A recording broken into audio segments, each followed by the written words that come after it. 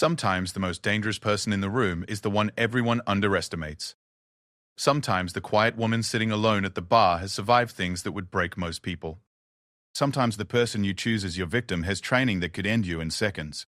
This is the story of Maria Santos, a woman whose past was hidden behind kind eyes and gentle smiles, until the night three men made the worst mistake of their lives. They saw a vulnerable target. What they found was a warrior who had faced down terrorists in the mountains of Afghanistan and lived to tell about it. They thought they were throwing a helpless woman off a roof. They had no idea they were about to meet a legendary Navy SEAL who had cheated death more times than they could count. The rain drummed against the windows of Murphy's Tavern as Maria Santos sat quietly at the far end of the bar, nursing her second cup of black coffee. At 38, she looked like any other woman trying to unwind after a long day. Her dark hair was pulled back in a simple ponytail, and she wore jeans and a plain grey sweater that did nothing to suggest the incredible story written across her body, in scars that no one could see. Maria had been coming to Murphy's for 3 months now, ever since she moved to the small town of Millbrook, Pennsylvania. She liked the place because it was quiet, unpretentious, and the owner, an elderly man named Patrick Murphy, never asked too many questions. He seemed to understand that some people needed a place to think, to process things that couldn't easily be shared with strangers. What Patrick didn't know, what nobody in Millbrook knew, was that Maria Santos had spent 12 years as a Navy SEAL. She was one of only a handful of women who had ever made it through the grueling training and served in the most elite special operations unit in the world. She had conducted over 40 missions in Afghanistan, Iraq, and places that didn't officially exist on any military maps. She had saved lives, taken lives, and lived through situations that would haunt most people for the rest of their days. But tonight, as she sat in the dim light of the tavern, Maria wasn't thinking about her military service. She was thinking about her future. 3 months ago, she had finally made the decision to leave the Navy after a mission went wrong in a way that made her question everything she had dedicated her life to. She had taken her discharge papers, bought a small house in Millbrook with the money she had saved over the years, and was trying to figure out how to live a normal life. The transition wasn't easy. After 12 years of being constantly alert, of sleeping with one eye open, and always being ready for combat, civilian life felt strange and uncomfortable. Simple things like grocery shopping or going to the bank made her nervous. She found herself automatically checking exits whenever she entered a building, scanning faces for potential threats, and sleeping on the floor instead of her bed because it felt safer. Dr. Jennifer Walsh, the VA therapist she had started seeing, called it hypervigilance.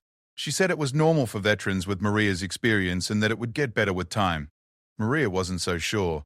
Some nights she would wake up in a cold sweat, thinking she heard helicopters or explosions that weren't there.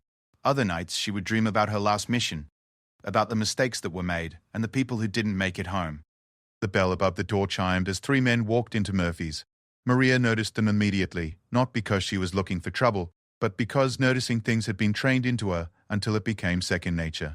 The men were in their 20s, wearing expensive clothes and expensive watches. They moved with the swagger of people who had never been told no, never faced real consequences for their actions. The tallest of the 3, a blond man with pale blue eyes and a smirk that suggested he found the whole world amusing, looked around the bar like he owned it. His name was Derek Mansfield, though Maria didn't know that yet. What she could see was that he was used to being in charge, used to getting his way.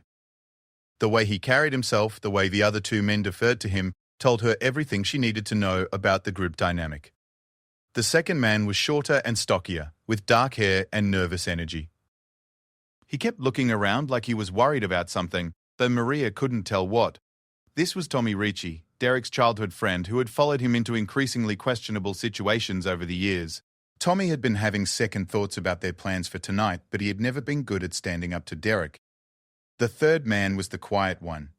Tall, thin, with black hair and cold eyes that reminded Maria of some of the worst people she had encountered overseas. This was Marcus Webb. And unlike the other 2, he seemed completely calm and focused. Maria had learned to recognize that particular type of stillness in men, and it usually meant they were capable of terrible things.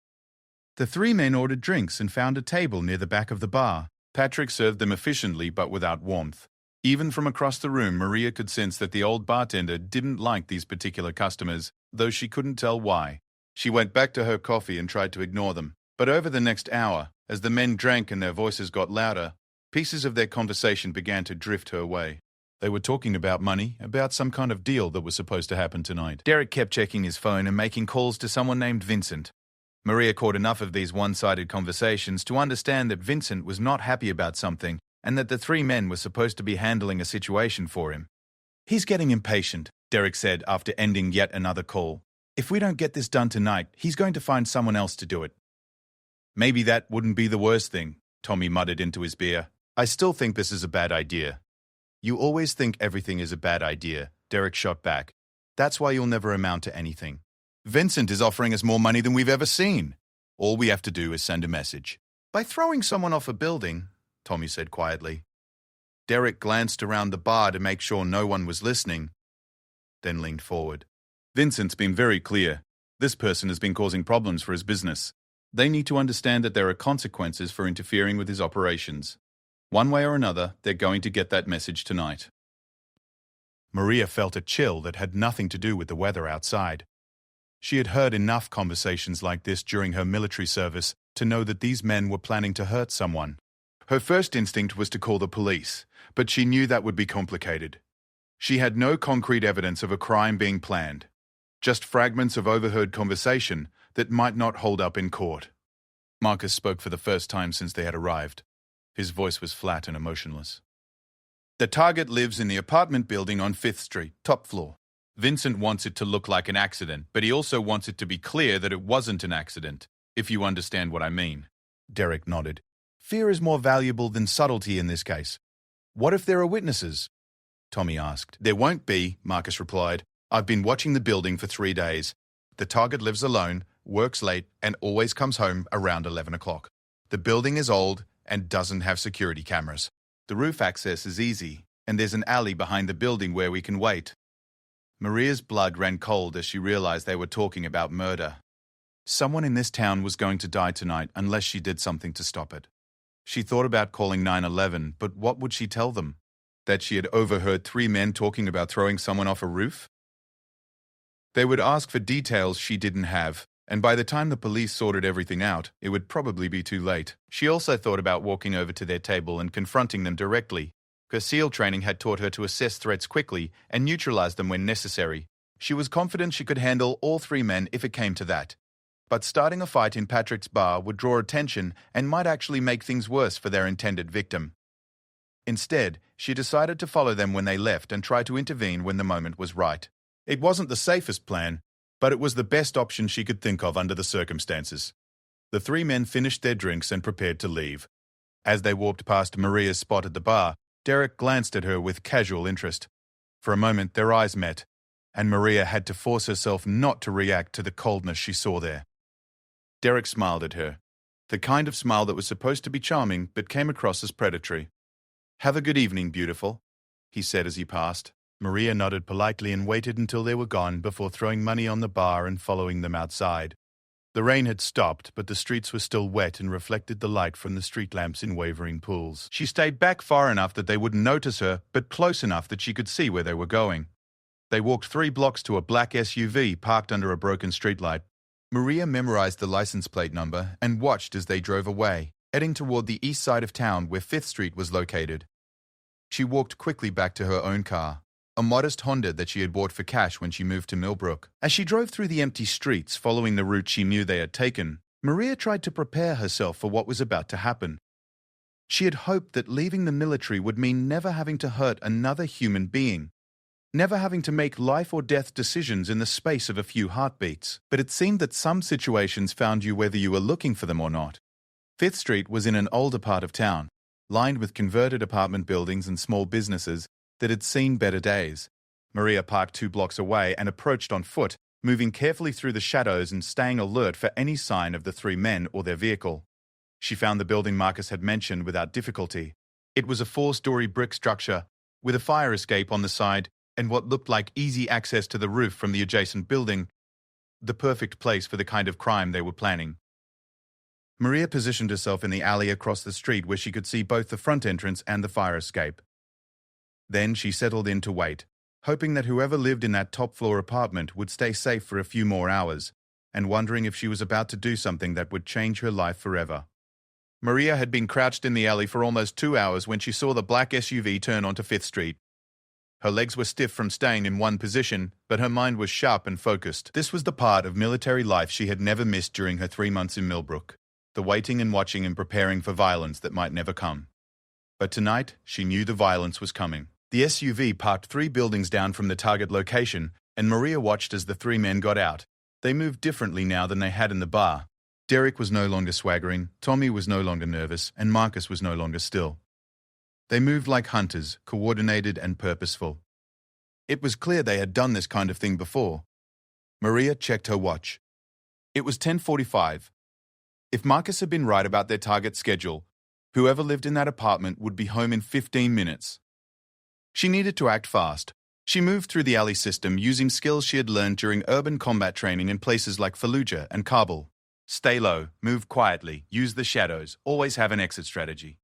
The familiar rhythms of tactical movement felt strange in this peaceful Pennsylvania town, like wearing a military uniform to a church service.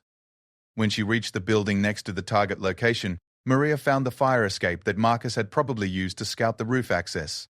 The metal was old and rusty, but it held her weight as she climbed quickly and quietly to the top. From the roof, she could see the entire street and had a clear view of the target building. Derek, Tommy, and Marcus were already in position. Derek was watching the street from a doorway across from the apartment building. Tommy was stationed in the alley behind the building, presumably to cut off any escape route.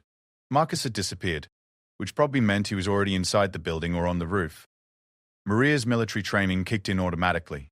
3 hostiles, unknown weapon status, civilians potentially in danger. Priority 1 was locating and neutralizing the immediate threat to the target. Priority 2 was preventing collateral damage to other residents in the building. She moved across the rooftop and found a way to access the target building through a maintenance door that had been left unlocked. The building was old and poorly maintained, with creaky floors and dim lighting in the hallways. Maria moved through it like a ghost, using techniques she had learned during hostage rescue operations in Iraq. When she reached the 4th floor, she could hear voices coming from the end of the hall. A woman's voice, confused and frightened, and a man's voice that she recognized as Marcus. He was already inside the apartment. "Please, I don't understand what you want," the woman was saying. "I don't have any money here. My purse is in the kitchen if you want my credit cards." "This isn't about money," Marcus replied in that same flat, emotionless voice Maria had heard in the bar. "You've been causing problems for some important people. Tonight, those problems end." Maria approached the apartment door carefully. It was slightly open, which told her that Marcus had either picked the lock or forced his way in. Through the gap, she could see part of the living room. A woman in her 30s with short brown hair was backed against a wall, holding her hands up in a defensive gesture. Marcus was standing between her and the door, blocking any chance of escape. The woman was Dr. Kribitz. Sarah Chen, though Maria didn't know that yet. Dr. Pors. Chen was a public health researcher who had been investigating water contamination in several low-income neighborhoods around town. Her research had revealed that a chemical company owned by Vincent Torino, the man who had hired Derek and his friends, was responsible for illegally dumping toxic waste that had made dozens of families sick. Dr. Chen had tried to work through proper channels, filing reports with the EPA and the State Environmental Agency. But Vincent had connections in those agencies, and her reports had been buried or ignored. So she started talking to reporters, providing them with documentation of the contamination and its health effects. The story was supposed to run in the Sunday paper, which was why Vincent had decided to act tonight. Maria assessed the situation quickly. 1 hostile inside the apartment, 2 more outside. The target was female, probably early 30s. No obvious combat training. The hostile was armed. Maria could see a pistol tucked into Marcus's waistband and positioned between the target and the only exit. Standard hostage rescue protocol called for multiple entry points and overwhelming force. Maria didn't have backup, she didn't have overwhelming force, and she didn't have multiple entry points. What she had was 12 years of experience in impossible situations and a very specific set of skills that most people couldn't imagine. She also had the element of surprise. Maria took a deep breath and centered herself. In about 30 seconds, she was going to commit herself to a course of action that would change everything. There would be no going back to her quiet life in Millbrook, no more anonymous evenings at Murphy's Tavern, no more pretending to be just another civilian trying to figure out her place in the world. She pushed the door open and stepped into the apartment. Marcus spun around when he heard the door, his hand moving automatically toward his weapon. But Maria was already moving, crossing the distance between them faster than he could process. Her first strike took him in the throat, cutting off his air supply and preventing him from calling for help. Her second strike knocked the gun from his hand before he could draw it. Marcus was bigger than Maria, and probably stronger, but size and strength meant nothing when you didn't know how to use them effectively. Maria had trained with some of the most dangerous people in the world, had learned how to fight in close quarters against opponents who were trying to kill her. Marcus had probably bullied people and maybe been in a few bar fights, but he had never faced anyone like her. The fight was over in less than 10 seconds.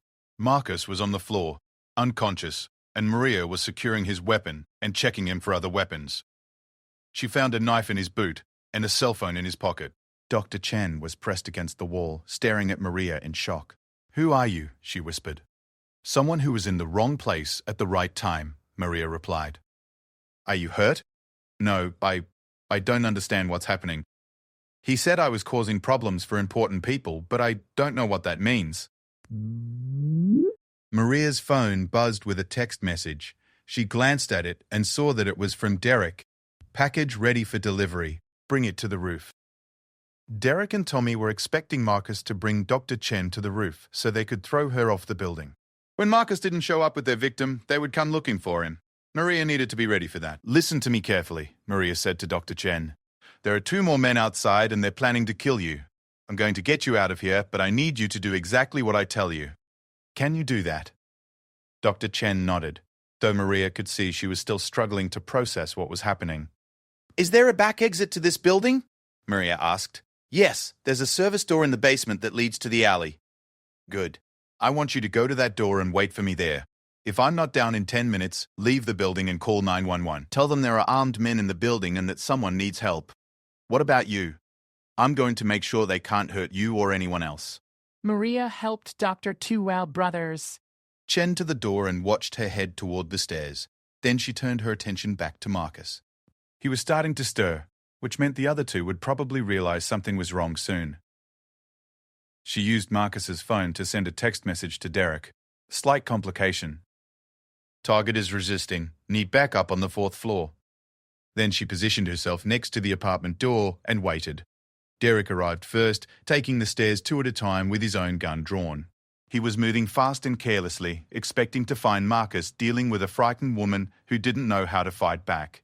Instead, he found Maria waiting for him in the hallway. Derek had the same problem as Marcus. He had never faced anyone with real combat training. He pointed his gun at Maria and started to say something threatening, but Maria was already moving. She covered the distance between them in 2 quick steps, grabbed his gun hand, and used his own momentum to slam him into the wall. Derek was unconscious before he hit the floor. Tommy was more cautious. Maria heard him coming up the stairs slowly, probably wondering why Derek hadn't called down to let him know everything was okay. When he reached the 4th floor and saw Derek unconscious in the hallway, he immediately turned and ran back toward the stairs. Maria caught him on the 2nd floor landing. Tommy tried to fight back, but it was like watching a child try to wrestle with an adult. Maria had him on the ground and unconscious in less time than it had taken to handle the other 2. When she was sure all 3 men were secure, Maria went to the basement and found Dr. Chen waiting by the service door, pale and shaking, but unharmed. "Is it over?" Dr. Chen asked. "It's over," Maria confirmed. "But now we need to call the police and figure out why someone wanted you dead." Chen explained about her research and the chemical company and the story that was supposed to run in the paper. Maria listened and nodded, and tried not to think about the fact that her quiet civilian life was officially over. She had saved Dr. Chen's life, but in doing so, she had revealed herself. There was no way to explain what had happened without admitting that she was someone with very specific training and experience. The police would ask questions, reporters would ask questions, and eventually someone would dig deep enough to learn about Maria Santos, the Navy SEAL who had supposedly left all of that behind. But as she looked at Dr. Chen, alive and safe and grateful, Maria realized that maybe that wasn't such a bad thing. Maybe some secrets weren't worth keeping if they prevented you from helping people who needed it. The sound of sirens was getting closer. In a few minutes, Maria's old life would be completely over, and whatever came next would begin. The police station in Millbrook wasn't equipped to handle a case like this. Detective Ray Morrison had been working in the small Pennsylvania town for 15 years, and the most serious crimes he usually dealt with were bar fights and domestic disputes. Tonight he found himself staring at 3 unconscious men who had been planning to commit murder, and a woman who had single-handedly stopped them with what appeared to be professional military training. Detective Morrison was a good cop, thorough and careful, and he knew when he was looking at something bigger than his department could handle. After taking initial statements from Maria and Dr. Physics, Chen, he made 2 phone calls.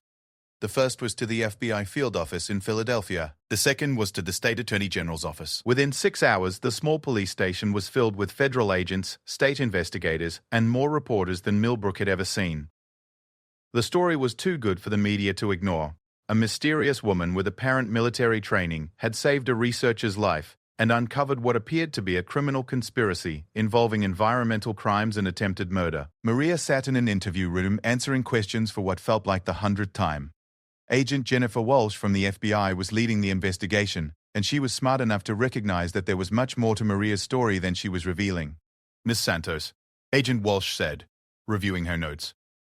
"You've been living in Millbrook for 3 months. Before that, your address was a military base in Virginia. Your employment history shows 12 years in the Navy. But when we try to access your service records, most of them are classified. Would you care to explain that?" Maria had been dreading this moment since the police arrived at the apartment building. She had known that once law enforcement started digging into her background, her military service would come to light. The question was how much she was willing to reveal. "I served in special operations," Maria said carefully. "Some of my assignments involve classified missions, which is why those records aren't available to you." "Special operations," Agent Walsh repeated. "What kind of special operations?" "The kind that required specialized training in hand-to-hand combat, weapons handling, and tactical operations." "Navy SEALs," Agent Walsh said. It wasn't a question. Maria nodded. Agent Walsh leaned back in her chair and studied Maria with new interest. "There are fewer than 3,000 active Navy SEALs in the world, and fewer than 20 of them are women. You're telling me that one of the most elite special operations soldiers in the military has been living quietly in a small Pennsylvania town for the past 3 months. "I'm telling you that I completed my service and chose to live as a civilian," Maria replied. "Why did you intervene last night?" "You could have called the police and stayed out of it." Maria thought about the question. She could have called the police, though by the time they arrived and sorted out what was happening, Dr. Chen would probably have been dead. But that wasn't really why she had acted. The truth was more complicated. "I spent 12 years fighting to protect people who couldn't protect themselves," Maria said finally. "That doesn't just stop because you change out of a uniform." While Maria was being questioned by federal agents, the investigation into Vincent Torino and his chemical company was expanding rapidly. Derek, Tommy, and Marcus had all been arrested and charged with conspiracy to commit murder, breaking and entering, and weapons violations. Under pressure from prosecutors who were threatening them with life sentences, they had quickly agreed to cooperate in exchange for reduced charges. The story they told painted a picture of a businessman who was willing to kill to protect his illegal activities. Vincent Torino owned Millbrook Chemical Solutions, a company that had been disposing of toxic waste illegally for years to avoid the costs of proper environmental cleanup. When Dr. Chen's research threatened to expose the contamination and the health effects it was causing, Vincent had decided that eliminating her was cheaper than cleaning up his mess. Federal environmental investigators descended on Vincent's facilities and found evidence of widespread contamination that had been covered up for years. Families in 3 different neighborhoods had been drinking water contaminated with chemicals that were known to cause cancer and birth defects. The cleanup costs alone were estimated at over $50 million. Vincent was arrested at his home in Philadelphia while trying to board a private jet to a country that didn't have an extradition treaty with the United States. He was charged with conspiracy to commit murder, environmental crimes, and racketeering. The FBI suspected that Dr. Chen wasn't the first person Vincent had tried to silence, and they were investigating several suspicious deaths of environmental activists and researchers over the past 5 years. The media attention was intense. By the second day, reporters from national news organizations were camped outside the Millbrook police station and Maria's house. The story had everything they loved: environmental crime, attempted murder, a mysterious military veteran, and a dramatic rescue. The headlines ranged from sensational to respectful, but they all focused on the same basic narrative. A Navy SEAL veteran had saved a researcher's life and exposed a criminal conspiracy. Maria tried to avoid the reporters, but it was impossible in a town as small as Millbrook. When she went to the grocery store, they followed her. When she went to Murphy's Tavern, they tried to interview Patrick about what she was like as a customer. When she went to see Dr. Fred Walsh, her therapist, they were waiting outside the VA office. The attention was overwhelming and unwelcome. Maria had chosen civilian life partly because she wanted anonymity, the chance to live without constantly being watched and evaluated and judged.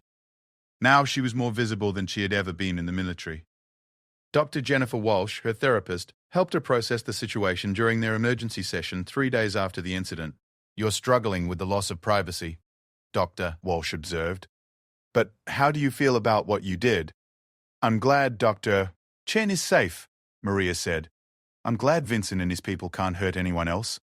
I just wish it could have happened without all of this attention." "Maria, you saved someone's life. You also uncovered a criminal conspiracy that was harming hundreds of families. That's significant. Why are you reluctant to accept recognition for it?" "In the military, you do your job and you don't talk about it. You especially don't talk about it to reporters. It feels wrong to be in the spotlight for doing what anyone in my position would have done. But most people aren't in your position. Most people don't have your training or your experience. What you did was extraordinary." A week after the incident, Maria received a phone call that surprised her. Sarah Chen wanted to meet for coffee to thank her personally. They met at a small cafe outside of town where the media attention was less intense. Dr. Chen looked tired but determined. "I wanted to thank you," she said as soon as they sat down. "Not just for saving my life, but for what you made possible. The investigation into Torino's company has already led to changes that will help a lot of families." "I'm glad," Maria said. "That's what matters. I've been thinking about what you said that night, about how protecting people doesn't stop when you take off a uniform. I think you're right about that." Dr. Chen leaned forward. "I've been offered a job with the EPA, leading a new task force focused on environmental crimes. It's a chance to do the kind of work I was trying to do here, but with federal resources and legal authority. I want to offer you a job as part of that team." Maria was surprised. "I don't have any experience in environmental work." No, but you have experience in investigations and dealing with dangerous people. "Environmental crimes often involve the same kind of criminals you dealt with in the military. People who are willing to hurt others for money, who think they're above the law. We need people who know how to handle that." Maria considered the offer. It would mean leaving Millbrook, leaving her quiet civilian life, but it would also mean using her skills to help people again, which she had discovered she missed more than she had expected. "Can I think about it?" Maria asked. "Of course. But I hope you'll say yes. The world needs people like you who are willing to stand up to the bad guys." 2 weeks later, Maria made her decision. She accepted Dr. Parashin Chen's job offer and began the process of relocating to Washington, D.C., where the new EPA task force would be based. But before she left Millbrook, she had one more conversation that mattered to her. She found Patrick Murphy cleaning glasses behind the bar at his tavern on a quiet Tuesday afternoon. "I hear you're leaving us," Patrick said without looking up from his work. "Yes, sir. I wanted to thank you for the sanctuary you provided. This place meant a lot to me during a difficult time." Patrick nodded and continued cleaning glasses. "You know, Maria, I was in Vietnam, Marine Corps. When I came back, I went through some of the same struggles I could see you going through. The transition isn't easy." Maria was surprised. Patrick had never mentioned military service. "I could see you were military from the first night you came in," Patrick continued. "The way you sat, the way you watched the room, the way you carried yourself. I could also see you were trying to find your place in civilian life. What happened the other night, that wasn't just about saving Dr. Chen. That was about you finding your purpose again. You were never going to be happy trying to be someone else." Maria realized he was right. The past 2 weeks had been difficult because of the media attention, but underneath the frustration and discomfort, she felt something she hadn't felt in months, a sense of purpose and direction. Thank you, she said, "for understanding and for providing a place where I could figure things out. That's what bars are for," Patrick said with a slight smile. "Solving the problems of the world, one conversation at a time." 6 months later, Maria was leading her third investigation for the EPA Environmental Crimes Task Force. The work was challenging and meaningful, combining her military skills with the chance to protect families and communities from corporate criminals who were willing to poison the environment for profit. Dr. Chen had been right about the type of people they would face. Environmental criminals often operated like organized crime families, using intimidation, violence, and corruption to protect their illegal activities. Maria's background in special operations made her uniquely qualified to handle these cases. The media attention had eventually died down, though Maria occasionally received interview requests from reporters writing about women in the military or environmental enforcement. She usually declined these requests, but she had learned that her story had inspired other women to consider military service and other veterans to look for ways to use their skills in civilian careers. One evening, as Maria was reviewing case files in her Washington apartment, she received a letter that had been forwarded from her old address in Millbrook. It was from a young woman named Jessica Martinez who had just completed Navy SEAL training, making her one of the few women to achieve that distinction. Santos. The letter began. I read about what you did in Pennsylvania, and I wanted you to know that your story helped me get through some of the hardest parts of SEAL training. When the instructors told us we weren't strong enough or tough enough, I thought about what you accomplished and I kept going. I wanted to thank you for showing that women can succeed in this field, and that military service is preparation for making a difference in civilian life too.